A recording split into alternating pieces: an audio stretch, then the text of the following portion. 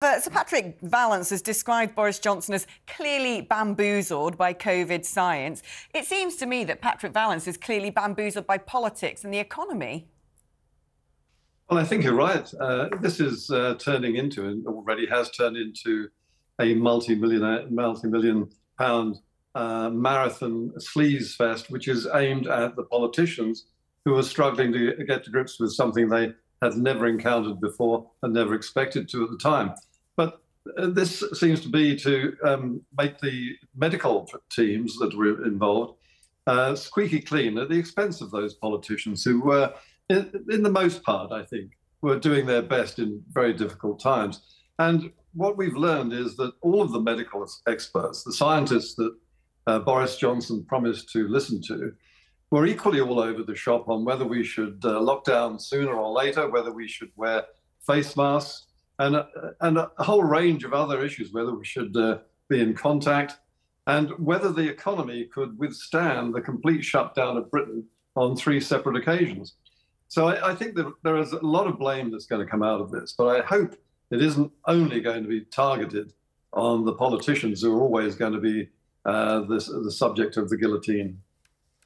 A lot of stuff here, Trevor, to unpack. And one of the things that annoys me about the COVID inquiry is it presupposes that Vallance and his gang were all kind of right and everyone else was wrong. And this ludicrous suggestion that if somehow or other, if only we could have locked down 3 days earlier or a week earlier, we'd have never had a COVID crisis. It's absolute nonsense. It's a narrative that is trying to make the scientific fraternity look good and the political fraternity look stupid.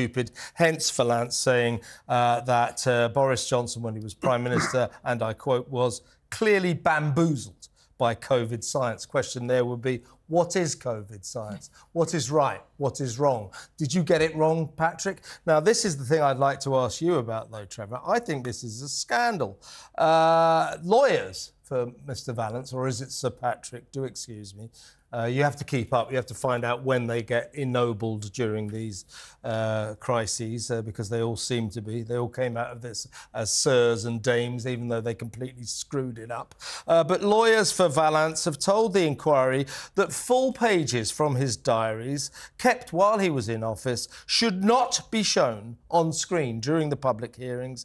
And this is because they were written by him, and I quote again, as a brain dump at the end of a stressful day to protect his mental health. So this is a declaration by his lawyers that a public inquiry should be deprived of his notes. We should not know about them because they were written to help his mental stress at the end of a difficult day. I would suggest that we do require to see the notes of the Chief Scientific Officer at the height of this crisis. Would you agree?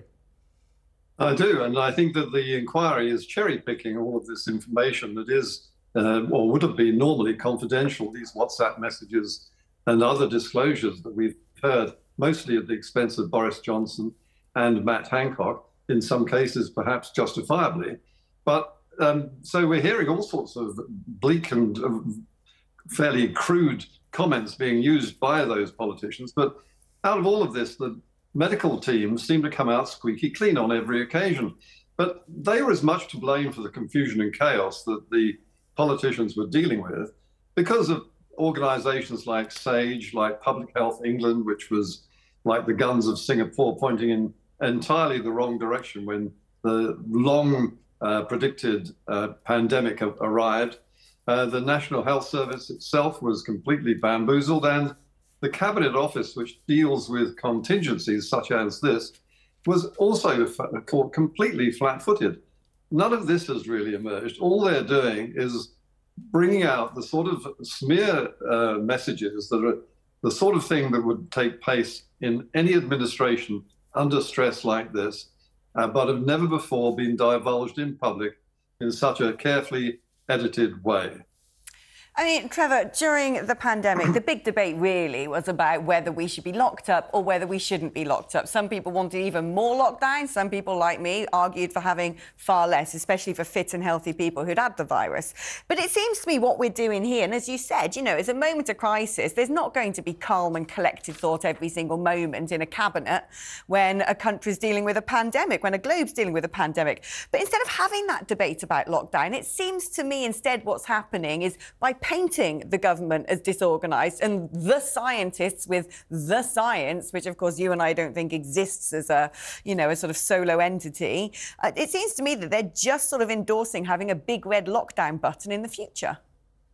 I think you're absolutely right, Alex, and I think this is something which your question to viewers hits the nail on the head. Would you trust them again in the future? And the answer is that they will lock down in a flash, especially if the inquiry under Judge Hallett comes up with the verdict that it should have been done much sooner and for longer. And indeed, we should not have had the break in between the two that we did have, or three that we had. Anyone who was walking around London in the spring of 2020, as the first lockdown took place, would have been able to smell the implications of what was happening. The place was absolutely dead, and so was the rest of the whole of England. And the implications, not just for people who were out of work, the firms that were shut, the offices that were closed, the absolute dead silence and the fact that the economy had ground to a total and terrifying halt, but also the effect on people like yourself, as you say, who might have caught COVID and got away with it without any serious impact. So all of this was at the expense of those pensioners that Boris mentioned, apparently with a callous sort of remark about pile up the bodies. The simple fact is that these sort of epidemics do hit people in their 80s, and that is where most of the death toll took place. It is what the actuaries in the business of counting bodies on a regular occasion call the pensioner harvest.